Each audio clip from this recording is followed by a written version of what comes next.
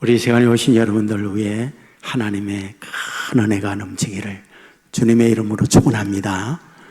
우리 앞뒤 좌우에 있는 분들 따뜻한 마음으로 축복의 인사를 하겠습니다. 주님의 이름으로 사랑하고 축복합니다.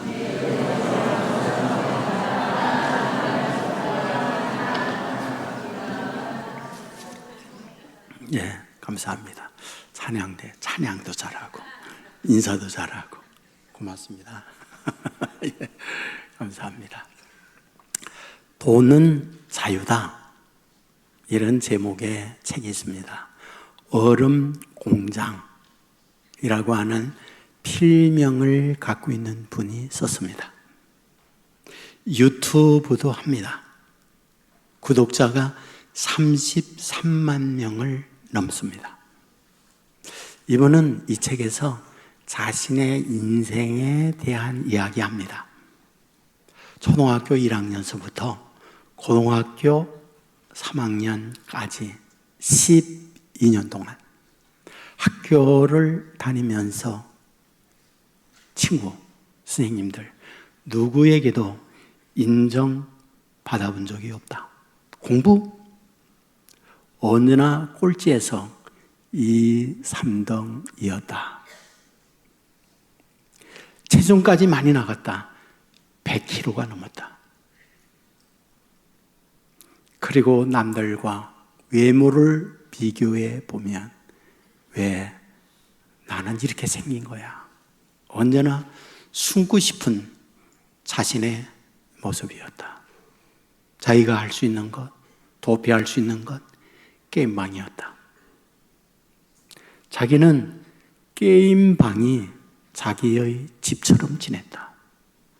시간은 흘러 나이가 덜컥 20살이 되어졌다. 내 옆에 쪽방에 살고 있는 40대 아저씨가 계셨다. 그런데 그분도 나처럼 매일처럼 게임방에 왔다. 어느 날 게임방에서 알바하고 있는 학생이 자기한테 말한 거죠. 옆에 있는 40대 쪽방 아저씨 죽었대요. 심장마비로요. 이 말을 들었던 얼음 공장은 거의 얼음이 되는 느낌을 받았습니다. 나도 저 사람처럼 저럴 수 있겠구나. 그런 생각을 가지고 있지만 할 수 있는 가능성 아무것도 없었습니다. 너무 자기 인생이 슬프고 비참하기 때문에 자기의 집이 4층 연립이었는데 옥상으로 올라갔어요.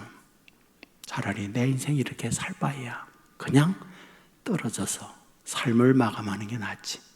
난간을 붙들고 아래를 보는 순간 현기증이 올라왔어요. 괜히 툴툴툴 떨려요. 그리고 순간 바로 죽으면 괜찮은데 깨어져가지고 피투성이 나고 아파할 생각을 하니까 너무 겁나는 거예요. 그래서 할 수 없이 후들거리는 다리를 끌며 집으로 들어왔어요. 몇 날이 지나고 난 어느 날 어머님에게 말했어요. 엄마, 나 공부할까? 이 말을 들었던 어머님이 눈물을 흘립니다. 어떤 눈물? 고마운 눈물. 어떤 눈물? 내가 무슨 공부니? 지금까지 12년 동안 언제 이렇다 할 공부 한번 해봤니? 절망의 눈물을 흘린 거죠. 엄마에게 부탁했어요. 학원 보내줘. 학원을 갔습니다. 레벨 테스트를 했습니다. 바닥 5%였습니다. 3년을 공부해서 수능을 보았는데 번번이 떨어졌습니다. 전문대학에 원서를 냈는데 전문대학마저 불합격이 된 거죠. 2월 마지막. 모든 학생들은 합격의 기쁨을 가지고 OT, 오리엔테이션에 탁한 거죠. 쓸쓸히 나는 루저구나. 이런 슬픈 마음을 가지고 있는데 전화가 왔어요. 전문대학이었습니다. 추가 합격이에요. 등록자가 빠진 거죠. 그래서 자기가 등록됐어요. 이분은 이 책에서 얘기해요. 자기 일생일대 이만큼 기쁜 때는 없었다고. 전문대학 2년 동안 올 A를 맞았어요. 전문대학 졸업과 함께 서울의 유수한 대학 3학년에 편입하게 됐어요. 졸업과 함께 대기업에 취업이 됐어요. 이후 대학 총무과로 직장을 옮겼어요. 그곳에서 자기의 업무는 외국 유학생들에게 원룸을 소개하는 일을 맡아요. 어느 날 원룸 사장님과 계약서를 쓰기 위하여 부동산에서 만났어요. 그분에게 물었죠. 사장님, 어떻게 해서 이렇게 부동산 업을 하면서 큰 돈을 벌었습니까? 털보 아저씨였는데 이분이 웃더니 이렇게 얘기하는 거예요. 나도 가난했다네. 처음 힘들게 원룸 하나 5층짜리를 샀지. 근데 거기 잘 됐어. 2개, 3개 늘려갔지. 근데 어느 날 마음에 건축을 해야 되겠구나 하는 생각을 가지고 원룸 빌딩을 건축했지. 그리고 그 건물 자체를 팔아버려서 단번에 12억을 벌었거든. 이 이야기에 귀가 번쩍 뜨는 거예요. 왜? 자기는 1년 내내 돈 안 써도 1억을 벌 수 없거든요. 몇 년을 해야 1억을 벌 수 있을까? 말까 한데 단박에 12억을 벌었다니, 아니 이런 데가 있단 말인가? 그리하여 물었어요. 그 비법을 저에게도 알려주세요. 그랬더니 털보 아저씨가 하는 말, 공부를 하게, 부동산 공부를 하게. 이 말을 듣고 곧바로 부동산 학원에 등록을 했어요. 공부했어요. 결론이 뭐냐고요? 돈 많이 벌었죠. 결론이 뭐냐고요? 사람들에게 이 길이 있다는 사실을 알려주고 싶다는 거예요. 그래서 책을 썼어요. 그리하여 유튜브를 운영을 하고 있어요. 이분이 이 책에서 하는 말이 있어요. 나는 루즈입니다. 가난한 가정입니다. 나는 지금까지 지내오면서 이렇다하게 내놓을 곳 없는 무능자입니다. 그러나 달라졌어요. 저는 여러분에게 말할 수 있는 게 있어요. 인생은 바뀔 수 있다. 인생은 달라질 수 있다. 저는 여러분에게 이걸 말하고 싶어요. 여러분, 오늘 본문에서 우리에게 말씀하려고 하는 게 뭡니까? 하나님의 말씀이 저와 여러분에게 이 부분을 강력하게 강조하고 있구나 하는 것을 발견하게 되잖아요. 본문의 내용이 무엇입니까? 누가가 누가복음을 쓰면서 예수님이 공생애를 시작할 때 취임 설교의 본문이 뭐냐를 말해주는 거예요. 예수님이 세례를 받고 난 이후에 40일 동안 광야에 가서 기도하시고 돌아오실 때 자기 고향 회당에서 성경을 열고 첫 설교 본문이 이사야 61장이었던 거죠. 그러면 이사야 61장의 본문이 말씀하고 있는 것이 무엇입니까? 메시아가 오면 그 메시아는 어떤 일을 하느냐? 가난한 자를 부욕해 합니다. 눕는 자에게 다시 보게 합니다. 포로된 자에게 다시 자유를 주십니다. 눌린 자로 하여금 그 눌림 벗어나게 합니다. 이것이 메시아가 오면 메시아가 할 일입니다 라고 하는 것을 예수님은 이사야 61장에서 본문을 가지고 와 설교하면서 그것이 바로 나에 대한 예언입니다 라는 설교를 했던 거죠. 여러분, 그런데 이 말씀을 보면서 우리가 깨닫게 되는 것이 있어요. 어떤 거? 예수님이 첫 설교, 취임 설교에 이 본문 설교했다는 것을 마태, 마가, 요한은 쓰고 있지 않아요. 누가만 이것을 강조하고 있습니다. 그렇다면 누가가 누구인가요? 누가가 누구인가요? 우리는 올 때 누가바를 보았죠. 근데 여기서 말하는 누가는 성경은 말하고 있잖아요. 뭐라고요? 수리아, 안디옥 사람 헬라인이다 라고 말해요. 수리아, 안독 헬라인이라 라는 말은 무슨 말이냐고요? 예수님도 유대인, 마태, 마가, 요한도 유대인인데 누가만 이방인이었다. 누가만 유대인이 아니었다라는 걸 말씀하고 있어요. 자, 그렇다면 헬라인으로서 인생을 살아올 때 어떤 영향을 받고 살아왔다라는 말일까요? 헬라인은 헬라 철학이 있습니다. 헬라인은 헬라 신화가 있습니다. 그 헬라 신화에 등장하고 있는 신들, 무수한 신들이 등장해요. 다시 말하면 헬라인은 수많은 신들 속에 신들을 섬기며 누가는 성장하고 여기까지 왔다 그 말이죠. 그런데 이런 분위기 속에서 예수님을 만나 예수님을 믿고 났더니 뭐다? 내가 헬라에서 헬라 신들을 믿고 살아왔던 것과 하나님을 믿고 예수 안에서 살아가는 이것이 어떻게 다른가 하는 것을 몸소 체험하게 된 거죠. 헬라의 수많은 신들이 하지 못할 수많은 난제들을 갖고 있어요. 그러나 하나님을 믿고 예수 안에 살다 보니 어떤 일이요?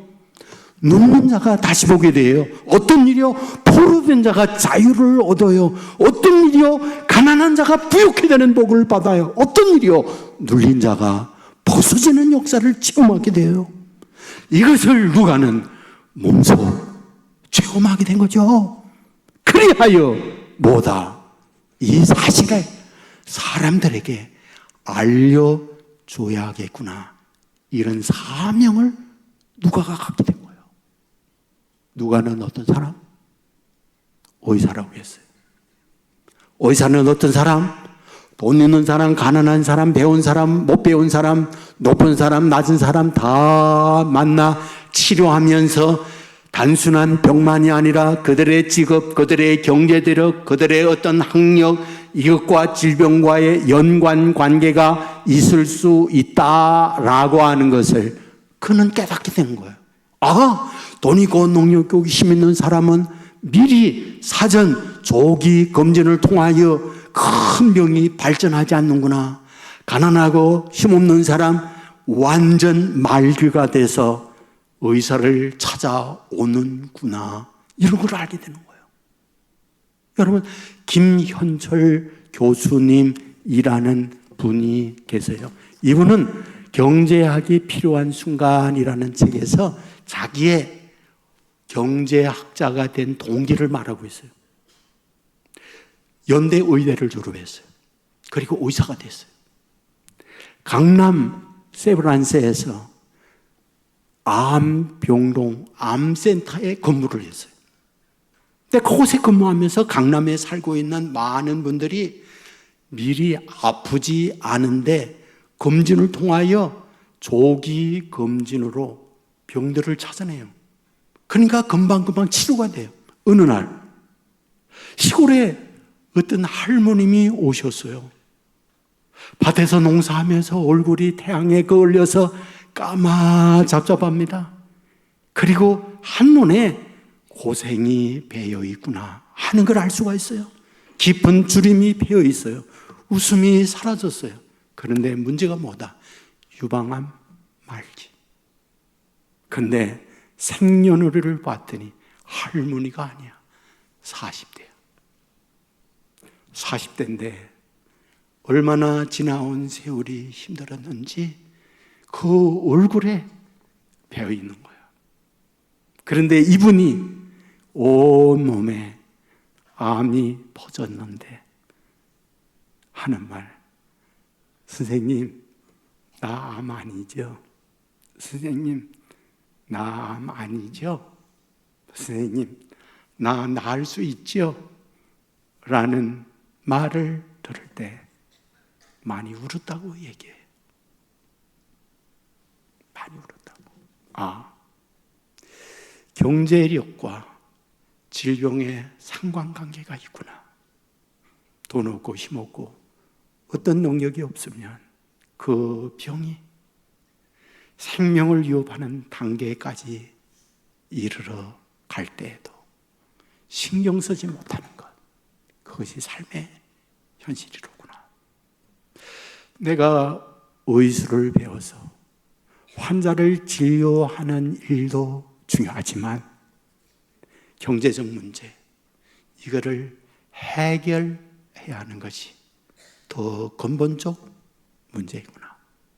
그리고는 의사를 내려놓고 경제를 공부하고 경제학 박사가 되고 교수님이 되었어요. 무슨 말일까요? 누가는 그걸 본 거예요. 환자들을 진료하면서 인생의 아픈 그들을 본 거예요. 아십니까? 누가복음이 마태, 마가, 요한과 근본적으로 다른 게 두 가지가 있어요. 하나, 그것은 사회적 약자들에 대하여 성경이 많이 말하고 있어요. 다른 복음서에도 가난한 자가 나와요. 그런데 누가복음에는 유달리 가난한 자를 강조합니다. 마음이 가난한 자 이렇게 말하는데 누가복음에는 마음, 심령이 가난한 자를 빼요. 그냥 가난한 자는 복이 있나니 오해 줄이고 그것을 그냥 줄인 자는 복이 있나니 애통하는 자 그걸 그냥 우는 자는 복이 있나니 그렇게 써요. 누가복음 14장에 보면 큰 잔치를 베풀어요. 그리고 그 잔치에 손님들을 모셔오죠. 근데 그 모셔오는 손님들 누구를 데려오라고요? 가난한 자를 데려와라. 몸 불편한 자를 데려와라. 저는 자를 데려와라. 맹인을 데려와라. 사회적 약자를 데려오라고 쓰고 있어요. 그것만이 아니에요. 누가복음에는 여자들을 많이 동원해요. 다른 복음에도 여성들이 등장하지만 누가복음에만 유독 여자들을 더 많이 등장시켜요. 엘리사벳, 마리아, 안나, 사레다가부, 수산나, 요한나, 막달라 마리아, 혈루증 앓는 여인, 18년 동안 귀신 들린 여자, 18장에 보면 억울한 과부 등등 여자들을 다른 복음서보다 정말 많이 등장시켜요. 왜일까? 우리가 알잖아요. 오병이어 때 남자는 수에 들어가지만 여자를 끼워주지 않았다는 것. 여자는 잘못이 없어요. 남자가 잘못이 있는데 그 잘못된 그 남자가 여자를 버릴 때 대꾸하지 못하고 항의하지 못하고 버림당하는 것, 여자의 약자의 모습이었다 말하고 있어요. 그뿐인가요?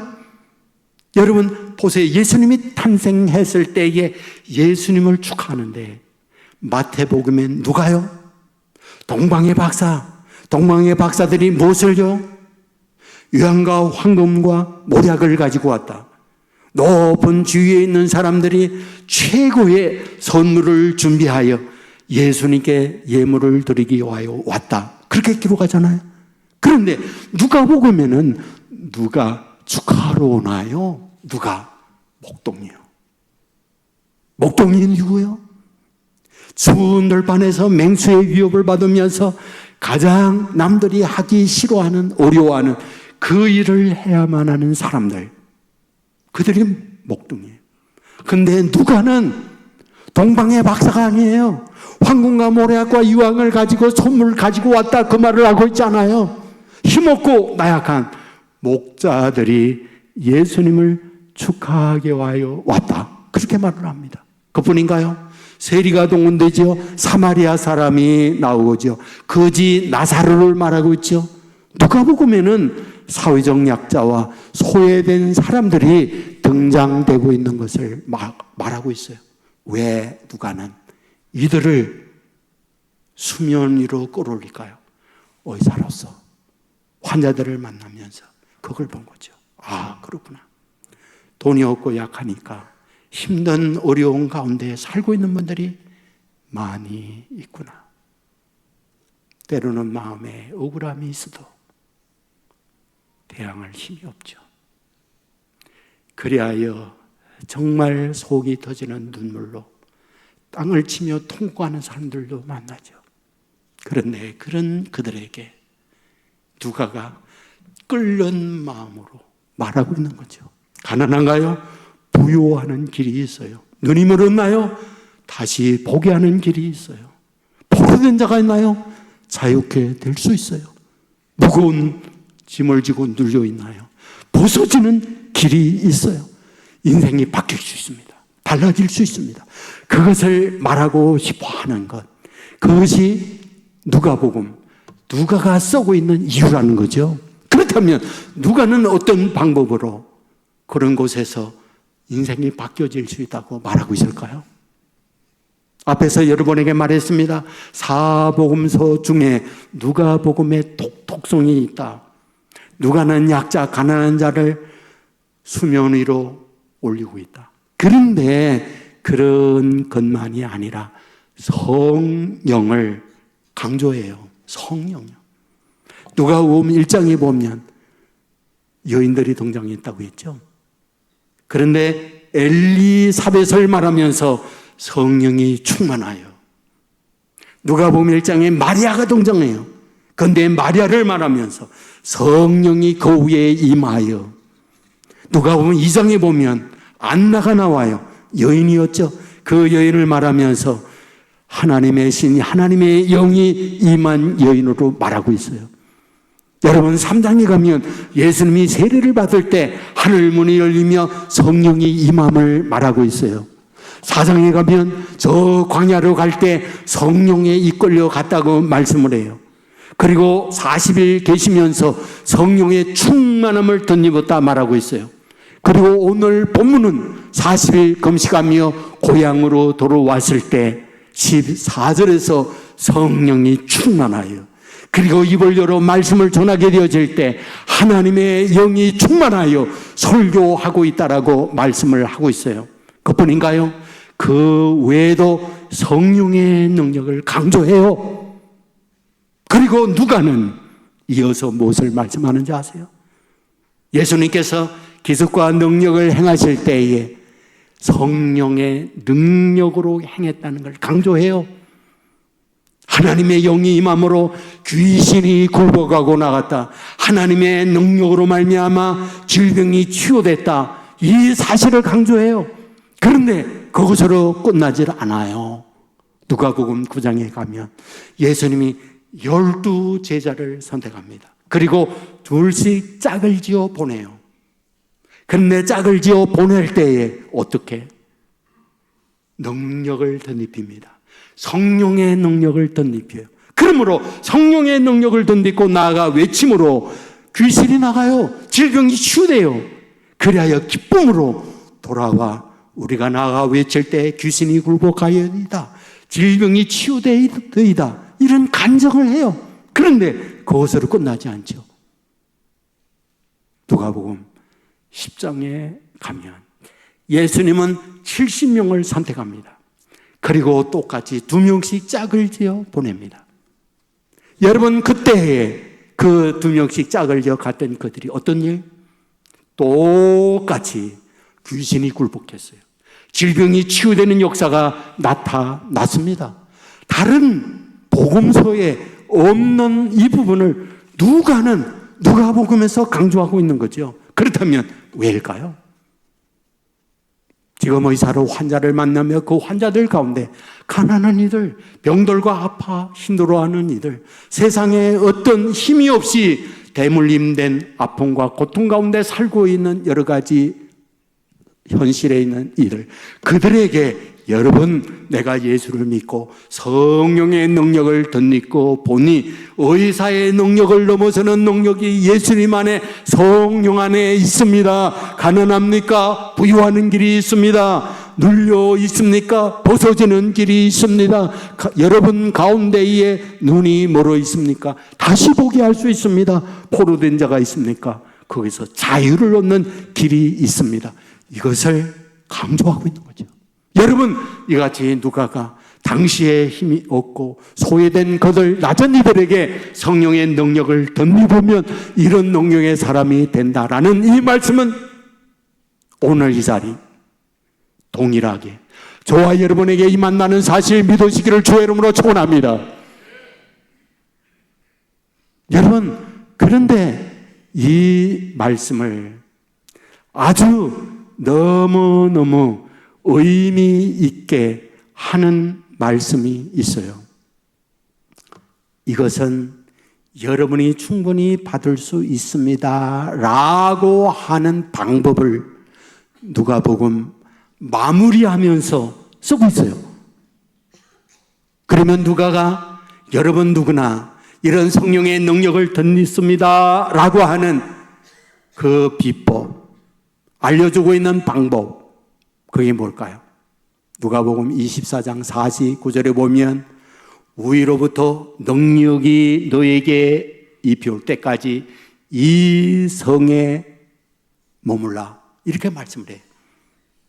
능력이 위로부터 너에게 입혀올 때까지 이 성에 머물라. 놀라운 사실이 무엇입니까? 사도행전 1장 8절에서 성령이 너에게 임하시면 권능을 받는다라고 말씀을 해요. 그런데 놀라운 사실은 사도행전 2장에 가면 누가가 말하고 있는 것처럼 그들은 한 성에 머물며 기도에 전혀 힘쓸 때에 불의 휘에 갈라짐과 같이 성령이 그들에게 임해요. 그리하여 능력을 덧입고 완전히 능력 있는 인생을 살고 있는 걸 누가는 사도행전에서 말을 하고 있어요.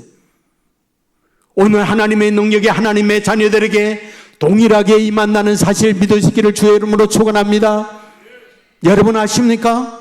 권세와 권능이 다르다는 것.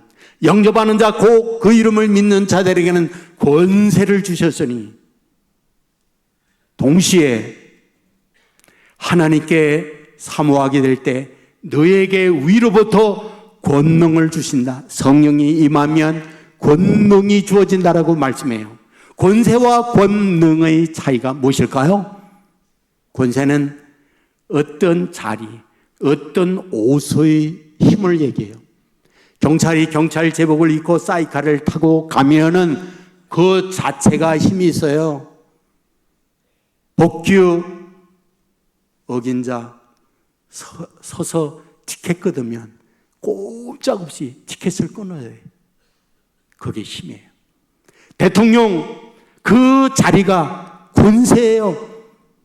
그러나 그 자리에서 내려오면 힘이 없어요. 그리하여 온갖 수모도 겪고 감옥에도 갇히고 그 자리가 힘이에요. 근데 권능은 무엇입니까?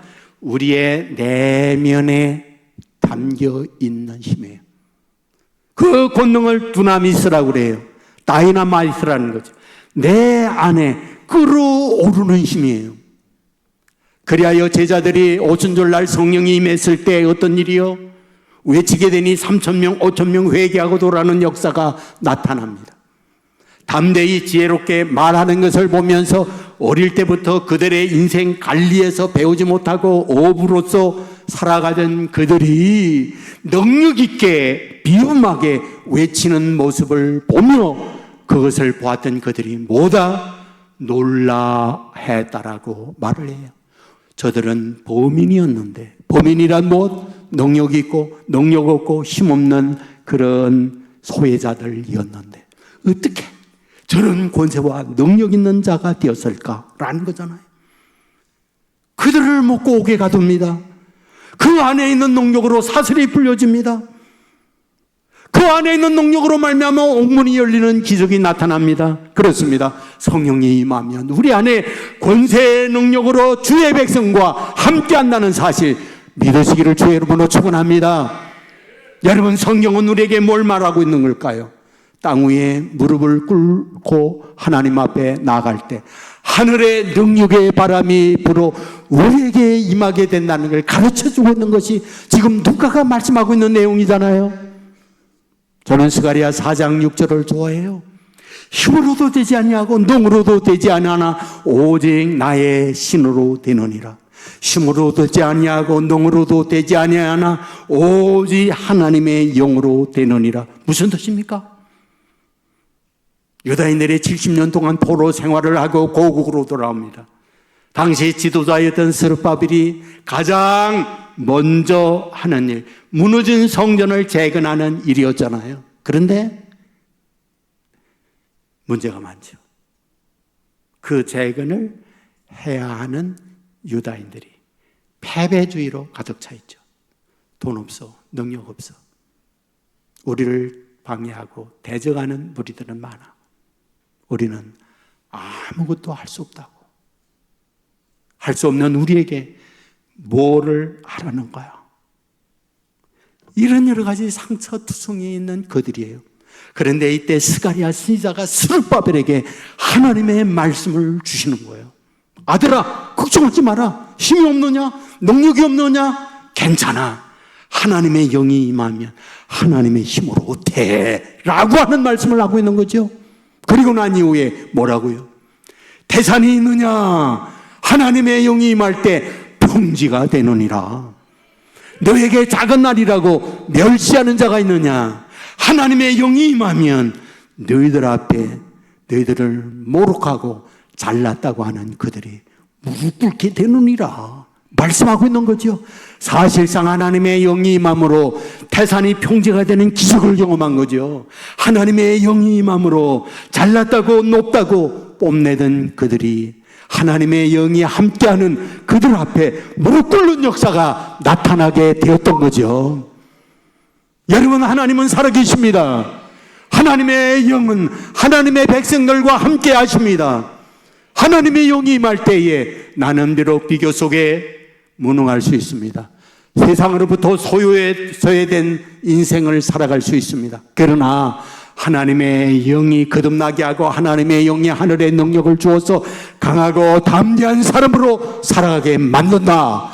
믿으시기를 주의 이름으로 축원합니다. 우리는 사사기의 기도원 잘 알아요. 하나님께서 그를 불러요.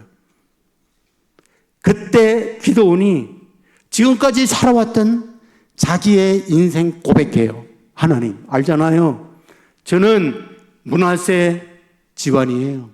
므낫세 집안 어떤 집안인가요? 12지파 가운데 집안 가운데 가장 힘없고 능력 없는 집안이에요.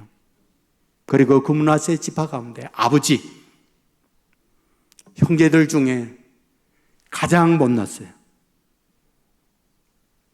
무능해요. 그런데 그 아버지의 아들인 저 기도원이요, 그 중에 가장 작은 자예요. 작다는 말은 키가 작다는 의미도 있지만 비교 속에서 열등한 존재라는 뜻을 갖고 있잖아요. 그리하여 나는 아무것도 할 수 없는 패배자로 지금까지 살아왔습니다. 그런데 하나님은 얘기해요. 아니야. 너는 큰 용사야. 너는 큰 용사야. 무슨 큰 용사입니까? 그런데 그에게 하나님의 영, 하나님의 신, 성령이 임함으로 말미암아 권능을 받아요. 권능을 받고 난 이후에 어떠하다? 성경은 말합니다. 300명의 소수를 가지고 미디안의 바다의 모래알과 같은 낙하부대, 지금의 최고의 기갑부대로 무장한 그들과 싸워서 그들을 섬멸시키고 대성을 이루는 능력을 체험하도록 만들고 있잖아요. 무슨 말인가요? 무속하지만 하나님의 영이 임하게 될 때 하나님이 함께함으로 말미암아 이런 담대한 용사의 삶을 살 수 있다, 우리들에게 말씀하고 있잖아요. 하나님의 영이 임하면 이런 담대한 하나님의 사람이 될 수 있다, 믿으시기를 주의 이름으로 축원합니다. 저는 고등학교 2학년 때까지 한 번도 제 개인 책상을 가져본 적이 없어요. 그냥 방바닥에 누워가지고 못하는 공부 바닥에서 공부했어요. 그리고 조금 나면 밥상 위에서 공부를 했어요. 근데 고2 때 내 친구가 자기 새 책상을 바꿨다고 헌 책상 중고로 나한테 사라는 거예요. 그래서 제가 중고로 그 책상을 샀잖아요. 저희 집은 9월동이야. 걔네 집은 주안이야. 용달을 당시 부를 수가 없잖아요. 돈이 없으니까. 그러니까 니아가에 그걸 싣고 꼴고 9월땡까지 우리 집에 갔어요. 야, 그때 제 방에 그 책상 옛날 호마이카로 위에 뚜껑이 칠해져 있어요. 근데 검이 다 갔어. 중고니까. 그리고 다리글이 다 떨어져 나갔어. 그리고 서랍 덜렁거려. 그런데 그 책상을 처음으로 갔는데 그 기분 너무너무 좋은 거야. 공부를 못하는데 책상장에는 그렇게 좋더라고. 그런데 어느 날 제 마음에 기도하고 싶은 생각이 드는 거예요. 그래서 책상 발걸이가 없는 그 안에 들어가서 기도하게 됐어요. 그때는 날씬했거든요. 그래가지고 기도를 하는데 제 생각, 비몽사몽간이야. 어떤 기도했는지 몰라요. 여러분들 시골에서 불꽃놀이 할 때에 횃불에 기름을 붙여서 그 횃불을 휙휙 돌리면 바람의 마찰과 함께 휘 하는 소리가 나잖아요. 그런데 제 앞에 큰 불돌이가 그 소리를 내면서 총알처럼 휙 하고 제 가슴을 탁 때리는 거예요. 저는 그때 너무 뜨거워서 뜨거워 소리를 지르면서 돌고 일어났는데 그이가 책상 그 아래인 줄 제가 몰란 거예요. 그래서 책상 위로 콱 맞고 일어난 거예요. 그래가지고 그때 대머리가 됐잖아요. 그래가지고 저는 지금 생각해요. 그 불을 제가 받고 난 이후에 다음 날 제가 눈에 레이저가 나가질 않았어요. 그 불을 받고 난 이후에 다음 날 600만 불의 사나이가 되질 않았어요. 그냥 불을 받았을 때나 불을 안 받았을 때나 그냥 똑같아. 아무것도 없어 달라진 거. 그런데 딱 하나, 내가 불 받은 사람이로구나 하는 마음이 있는 거예요. 내 안에 하나님의 불이 들어왔구나. 그 마음은 제 경험이니까 떠나지 않는 거지. 살면서 이런저런 일 많이 만나. 그런데 늘 나는 하나님의 불 받은 사람이다 라고 하는 그 마음이 어려운 환경, 문제 앞에서도 그 마음이 떠나지 않는 거예요. 여러분, 이런 마음을 가진 사람, 그런 마음이 없는 분, 삶의 태도는 같지 않다 하는 마음을 저는 가져요. 왜? 하나님의 불, 하나님이 나를 선택하여 하나님이 나와 함께 한다는 마음을 갖고 있으니까 힘들고 어려운 일이 나에게 도달하고 있을 때, 그래, 나와 함께 하시는 하나님이 이 난관을 이길 수 있어 라고 하는 그 생각이 실제 어려움을 이기게 만드는 거예요. 누군가가 나를 무시하는 경우도 있잖아요. 그럴 때 그 무시당하는 그 앞에 제 안에 나는 하나님의 사람, 나는 하나님의 불을 받은 사람이라고 하는 그것이 그런 멸시하는 그 앞에 주눅들지 않고 당당히 가슴을 치면서 당당한 삶을 살도록 만들어주는 요소가 되었구나 하는 것을 경험 속에서 고백할 수밖에 없어요. 여러분, 하나님은 오늘도 저와 여러분을 바라보고 있습니다. 저와 여러분이 여기 왔다는 것은 무엇이다?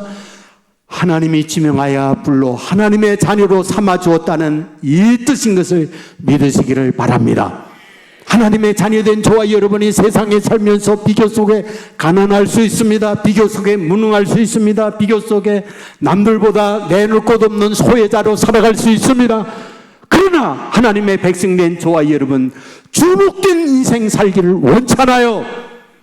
가슴을 펴고 당당한 하나님의 자녀로 살기를 원하는 것, 우리 아버지 하나님이 저와 여러분을 향한 믿음이요 소망이라는 사실 믿으시기를 주의 이름으로 축원합니다. 하나님은 하나님의 백성된 저와 여러분에게 그 길을 열어주었습니다. 어떤 길? 성령의 능력을 덧입는 하나님의 사람 되기를 원하고 있습니다.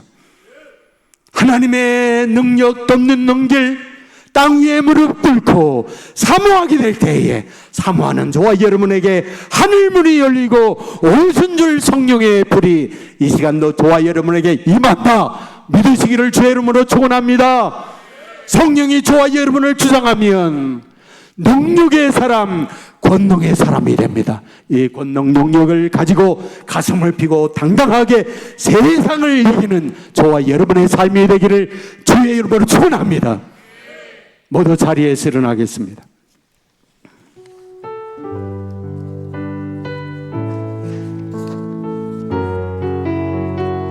우리 뜻을 생각하며 찬양하겠습니다.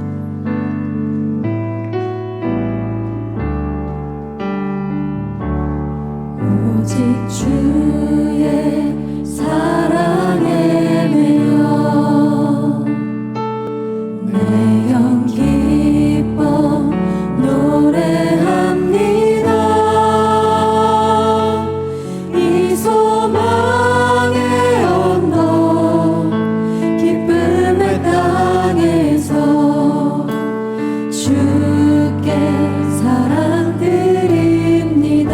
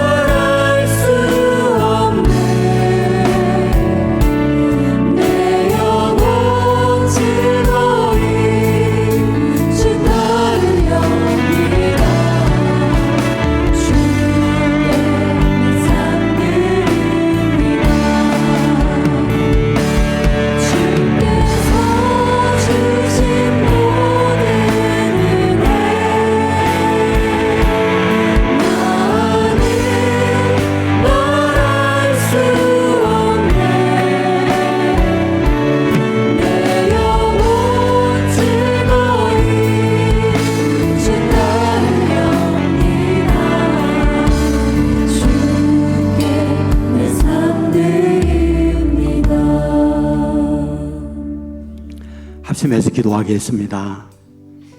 말씀을 생각하며 성령을 사모하는 마음으로 기도해 주시고, 각자 가지고 있는 기도의 제목, 힘들고 아픈 부분 믿음으로 구하는 시간을 갖겠습니다.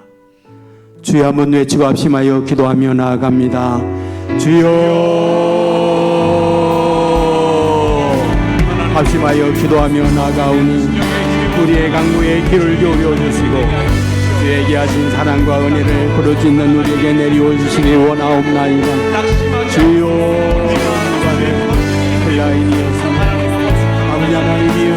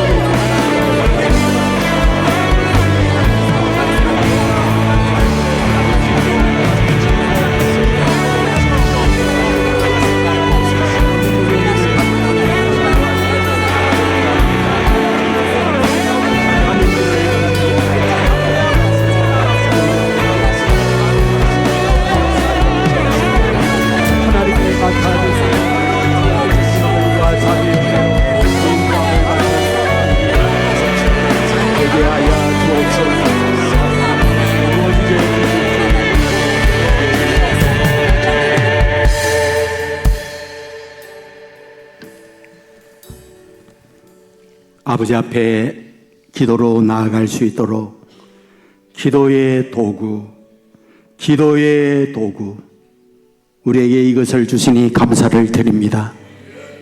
오늘 마음을 담아 기도하여 싸우니 하늘 보좌의 기도의 다리를 통하여 연결되게 하여 주옵소서.